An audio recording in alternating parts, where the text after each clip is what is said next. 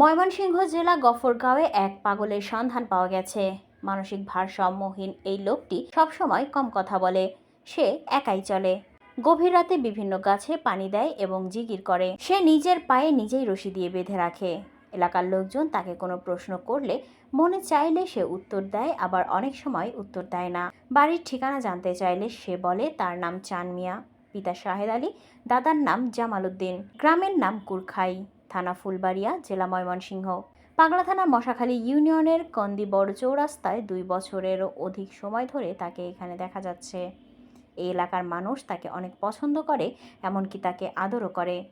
মশাখালী ইউনিয়নের শ্রমিক দলের সভাপতি বাতেন আকন্দ এবং ইউনিয়ন শ্রমিক দলের নেতা জসিম উদ্দিন সরকার নিয়মিতভাবে এই পাগলের দেখাশোনা করে যাচ্ছেন। তাকে থাকার জন্য ঘর ও খাবারের ব্যবস্থাও করে দিয়েছেন। যদি এই লোকটিকে তার পরিবারের লোকজন চিনতে পারেন, তবে মশাখালী ইউনিয়ন কান্দি চৌরাস্তায় যোগাযোগ করার জন্য বিশেষভাবে অনুরোধ জানানো যাচ্ছে। বর্তমানে সে এখানেই অবস্থান করছে। সূর্যের যাবত এইখানে বাতেন আসছে, বাতেনের কাছে আসছে, বাতেনের ছোটো একটা বর করে দিছে।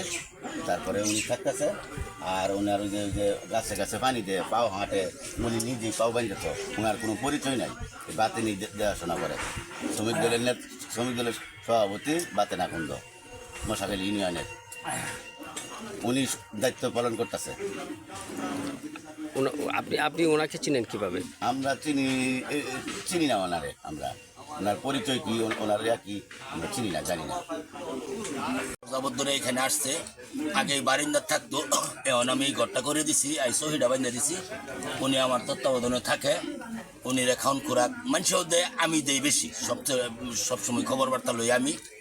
আর উনি রেজে গাইলে উনি বলে ভাওয়ে অত্যাচার হরে এলে ভাও বান্ধা তুই, এটা উনি নিজেই বান্ধা, তো তার ভাও হয় নিজেই বান্ধা। আর গাছের ঘুরে ঘুরে পানি দেয়, গাছে কান্দে কয়ে কয়ে পানি দেয়, গাছের ঘুরে ঘুরে পায় না প্রস্তাব কই করে, এই দেশে কেউ কই দেখতো না। ওনার বাড়ি কোথায়? ওনার বাড়ির কোনো ঠিক ঠিকানা দেয় না।